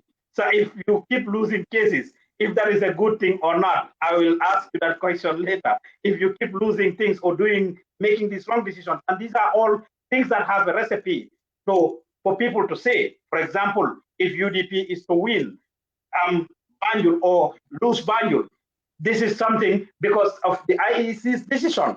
It actually has a recipe, a potential to cause disaster in Banjul, just like you have said. Not only that, we have seen other regions and what happened there. Even the media, they were biased to a great extent, and it took the international idea, former Nigeria's President Goodluck Jonathan, to organize an event where they invited the media, including us. I had a briefing with my media chief, Fatu Samba, who attended on our behalf, and she raised it because we made several efforts to get IEC to actually invite us. They were very biased in the way they were even inviting the media to the programs that they were having. When at this point, every Gambian needs to hear the message coming from the IEC and what is happening there. The voter, in this nomination, they issued their press cards on the day of the nomination itself. They must stick to time. They made the announcement a month or so before with the GPU. They claimed they contracted the GPU to handle, this thing. We sent our nomination, our people that we want them to accredit and everything for over a month. Follow them, whether they put the fault on GPU, whether it's on IEC. The bottom line is they gave accreditation on the day of the nomination that morning. Everything I'm saying here is facts. The records are there from the courts from their encounter with GPPA to the Banjul issue to this journalist issue, and you come down to all the other things. Fast forward to this decision, of issuing dates and then being dragged to court by CA. They must be tactical, and when they make the decision, from what Dr. Ismaila Ceesay is claiming, they give them one or two of the things that they ask them on the spot, and not putting it in the package that they prepared for candidates to actually submit. This is what CA is claiming. And CA is taking them to court. If CA happens to win against them, that is not a good sign, in my view. I'm not a lawyer.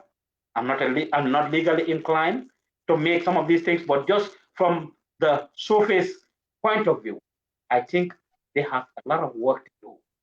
Obviously, the 2016 results with former President Yahya Jammeh making that mistake, revising it again to say, actually, we made a mistake and accepting responsibility. They must be very vigilant and know that they just cannot be taking things for granted, because politicians are all sitting there, and I will say it more specifically here, especially between UDP and NPP. They are all sitting down, they are both championing the message, the diplomatic message you talked about, and are sitting there and just waiting for something to be done, and they will blame the IEC. The slightest moment that they can use, the slightest opportunity that they have to be able to, challenge the results. If it doesn't go in their favor, they will be willing to do so. It must not, and I say it must not come from the IEC. They must make a concerted effort to see that they fix things and not sleep and not rest. They must be on their guards and on the ground to be working 24/7 and follow their due diligence. However, they end up disqualifying Dr. Ceesay and them. Doctor said they submitted their things, they collected their names, but then the people who came earlier than them submitted the names. As a result, IEC. Should there not be a system in which that they will be able to determine these things or whatever, however they're going to do it? I'm not the expert in there. That is for them to decide. But all I'm saying is they need to understand their role in this. And new Gambians, Intel Gambian or us, the Gambian people, most of the time, if we're in positions of responsibilities, we don't understand our position, our roles, our duties, and our responsibilities much. or we joke about them, then they chahan too much. And this is not a moment to joke, because countries, life for the next decade is in their hands. Melville, I'll allow you to react to that, and then we share our final messages and call it a day for today. I think your concerns raised are very valid, but I do not have, because I'm not, I can hear myself. I don't know if you can hear me. Well, you are very stable and steady here, and we can hear you loud and clear. So I do not have inside the knowledge like you do, because of course of your profession, and so I didn't know about the press cards, the accreditation. Those issues are internal issues that somebody like me wouldn't know. So I do share your sentiments, and I agree. But with respect, well, the Supreme Court has ruled, so that is the law as it is. But again, just like the CA challenge that would come up on Tuesday, there was no law that prevented the IEC to do what they did. So their action was not illegal. What happened was the law was silent on that particular issue. And of course, someone thought it fit to take it to court and get the court to rule on that. So we also have to understand that democracy as we know in Gambia, like you rightly said, it wasn't being done in a democratic way for 22 years. So it is evolving. And because it is evolving, it cannot happen overnight. It cannot be watertight overnight. We also have to be realistic in our expectation. But I also agree with you that the IEC is such a crucial institution that there has to be no room for error. If there is going to be an error, it has to be minimal error, because a single error from the IEC can put the Gambia in flames. Right. So I totally agree with you, but I just want to be objective and I want to be realistic to understand also both the human and psychological constraints that the IEC is faced with. Like I said to you, this is the most important elections in our history. And just as it is our election, the most important elections in our history, passions are high, so is it with the IEC. So yes, I agree, they should get it right, they should do things right, but when it comes to issues of legalities, as long as they have not flouted the law openly, I think the law is evolving. The laws and regulations surrounding how elections is conducted in the Gambia under a democratic dispensation in a democratic manner is evolving as well. And we have the courts intervening, the courts interpreting the laws, where the law is silent, where there's a lacuna in the law, the courts are making pronouncements. So that's a good thing. That is a good thing. But at the end of the day, what the IEC should ensure that it does not happen is to get into a situation whereby people will begin to question the authenticity and independence of the institution. Because once that happens, people have no hope in that institution, then it spells a recipe for disaster. So thank God, so far so good. And kudos to our political players. They have respected the decisions of the IEC. They have maintained peace. They have maintained, calm, and they are following due process and going through the right channels to get their grievances sorted. So it's a good thing. It's a positive thing. But the message is clear: the IEC does not have the luxury of making an error. And one thing they have to understand, if anybody in the IEC institution is going to watch the show, is that there is no need to rush. If you look at progressive countries, election results are not announced for days. They take their time. So there is no need to rush. There is no need to want to appease or please anyone. You have to make sure. A question: what does and if you don't remember, it's fine. What does the election act says as when announcement of results to be made? Is there a particular time frame tied to this that it must be made by this particular day after ballots are cast? To be honest, I don't know because I didn't look at that part of the Elections Act. I'll do so and get it, probably. Yeah, it will be important for the next show to break it down to see how what it says about the timing of announcement of results. But I do not think so, because in other jurisdictions, I don't think that most times, because your timing of announcement has to do with logistics. So it wouldn't be. The stage will be high. Just look at this nomination and how restless people were, especially for this election. Like, I'm not Usman, and we just call it off. Like, yeah, but Usman, remember, previous elections, we were not always doing on-the-spot counting. Remember, they were transporting the ballot boxes and stuff to a particular center where it was counted. It was only, but it still didn't take more than a day or two, though. I mean, because Gambia is relatively small, so I don't think I will look at the laws, but I don't think there's a specific time frame whereby it should be announced, because it has to boil down with logistical, reasons, basically. But I look at it is really high, Melville. Like, we just need to finish so that we move on to the next chapter. Honestly, but again, that is why the IEC is having so much pressure, right? And because the pressure is there. Can you imagine what will happen in on the 4th or 5th of December 2021? Indeed. Anyway, thank you very much, Melville. Your last words to our followers and listeners. If you're just joining us, it was the our next president show here on the Gambian Talents TV, brought to you by Melville Roberts and Ousman Joof.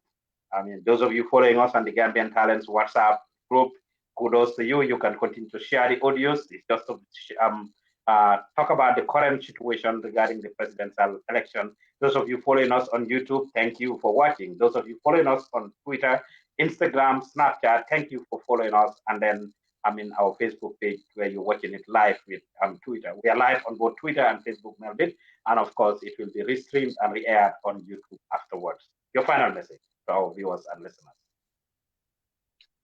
Well, thank you so much for having me. It's been absolutely brilliant. I mean, I enjoyed the conversation. The discussion was very good.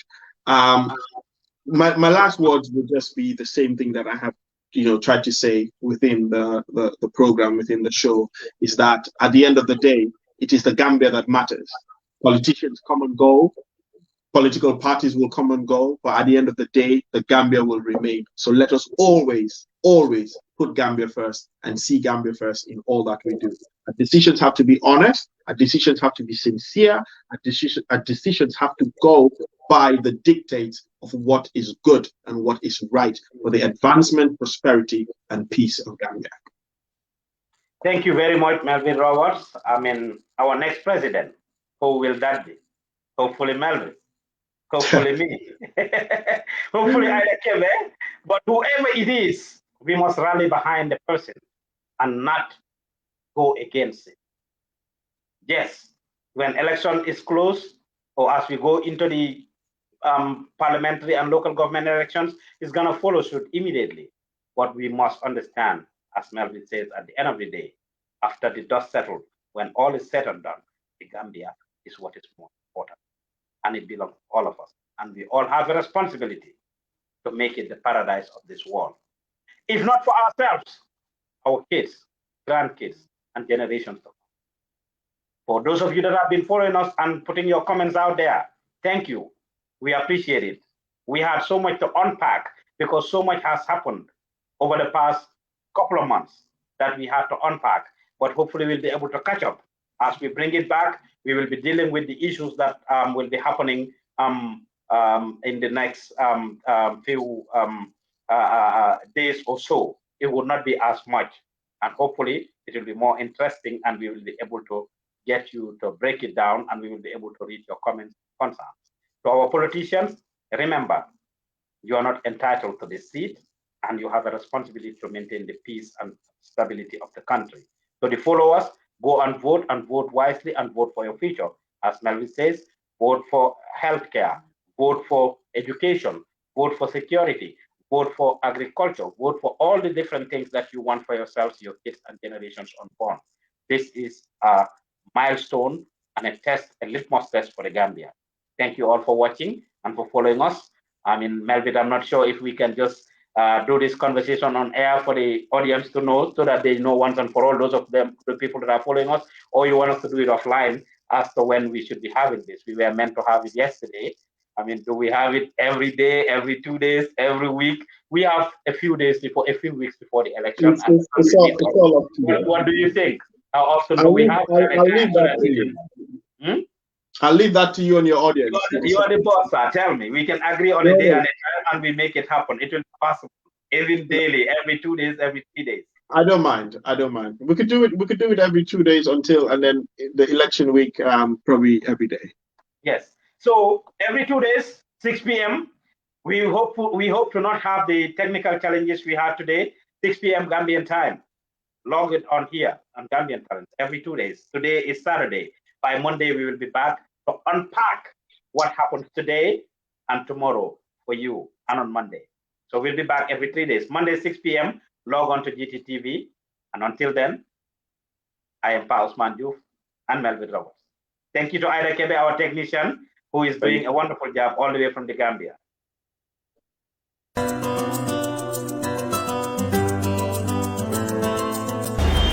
Lundi fukki fan ak juróomi ci weeru November atum 2021 mooy bés bu mujj bi nag pour nga mën a apply ci child tax credit bi su fekkee apply yoo loo woon tardewut gaaw na te yomba na kon dawal gaaw foofu sa getctc.org pour jot sa xaalis.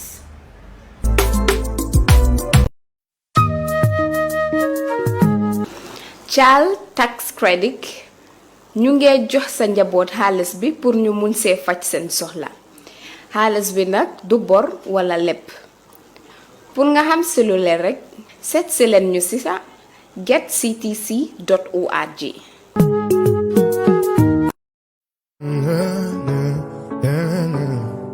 fete mu dimbayati yolti bang nga kiba dima bale sotaliye foy kalamutan do ke child tax credit isa ko do sotno kabona man sakunda ba fambulo kono kama ko roke dindi la baluwo kenyala hade nimu to nyalati dindi wo dindi isa ko do sotno men sida kanyan dola ko do wili saba ke moro konto ali bon sign aleta la ko do ta ina bunda ba membe getctc.org. vaccine bi ñew na tawateli ko dedet soxlawul ngay wone benn kayit buy firndel ni ab juddu rew mi nga mba doxandem ngir jot ci ñako yi dawal gaaw bala jeex waaw dégg na magina dañu la laaj nga andale ak sa ID card waye soko amul du doon jafe-jafe bi tax nga ñak am ci ñako yi benn sarte kesse lañu la fay laaj moy faaw nga am fukki at ak ñaar mba lu ko ëpp ngir mëna jot ci ñako yi. If you want to receive monies from UK, Europe, USA, Canada, Switzerland, and the rest of the world, Supersonics Money Transfer has got you covered. With the largest payout network in the Gambia, you can now receive your monies anywhere you are, from Kartong to Koina, with less hassle. Yes! You can receive monies from your family and friends in UK, Europe, USA, Canada, Switzerland, and the rest of the world with our safe, secure, fast, and convenient service that offers you the largest selection of payout locations in the Gambia. Supersonics Money Transfer. We are currently in 34 African countries and counting, giving you quality money remittance services that are second to none. Visit the Google Play Store or the Apple Store today to download the Supersonics Money Transfer app and enjoy excellent money transfer services only with Supersonics.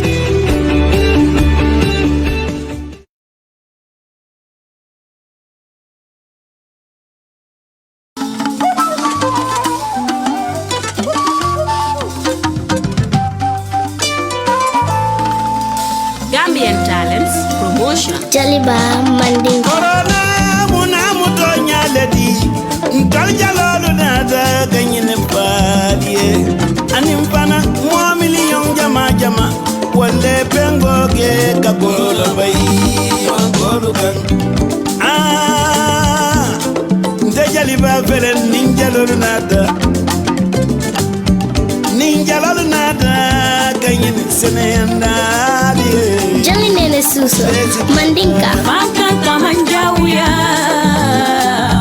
Fan canta yesi nyolo canta Nina fa fomu fankanto leti alungata wala ngi domu adama vaccine nañ corona lu am la pagaro gen fajo ajalen ñu dem vaccine moy li ñuy Lena Jola pengu way ngole no e kan wajupo de ni la ya u baj mu ja covid-19 e pengu way ngole no e sonteni pare petanka yi Mandinka French Jankaro ni manita Alinga katanga vaccino nyinta Soyons sérieux avec ces vaccins Si on se donne la main Fonsil tanka ni courant Mandinka Alinga ta Me vaccino me batuka Alna Alinga ta Waya bentanka la Alingata me fascino me batuka alna alingata wale bentankala Tata dinding Mandinka pengota nyine ngai pengota wale ndandi kama koi kan fula ime yeto yemo leki kingarija nagor kuma debo ime joni undandai Jakos Manjago konora ninja legi yang kabu kobula kutopu ya kajeji bingua ya kapur kabu buru Alu Badara Wolof kuni anga warugal jili jarul tobi xaar vaccine am na jógal jeli ko waaw aral suñu réew Sambu Susu Mandinka ani vaccine ota ni mo be matantul mankana ali nganji jambe yata wule ben tagala Pambu Wolof vaccination bi ñëw na ci suñu réew ñun jëli ko war nañoo ku jëlu doo am visa ngir dugg ci benn réew ndax dañoo bañ corona tasaaro Wolof kay leen ñu jëli ko vaccine bi ñu doon xaar kay leen ñu jëli ko mooy li ñuy aar kay leen ñu jëli ko vaccine bi ñu doon xaar kay leen ñu jëli ko mooy li ñuy aar Papa Wolof moo ñuy aare waaw ko jaxaate doy jaaxal Singate Sarahule Usuna wuto COVID pengo haga kinye Usuna pengo ona pengo Ye jangaro la way seren karnide Barhama Wolof vaccine bi du gaañe te vaccine bi du lor kenn am na ñu ne dafay wàññi nit ñi waaye du dëgg de garab bi du lor Ami Sose Wolof askan wi génn leen ñu pengu jee fagarlu moo gan fajoo yaay mooy li ñuy aar ci jaaji pengu waajaa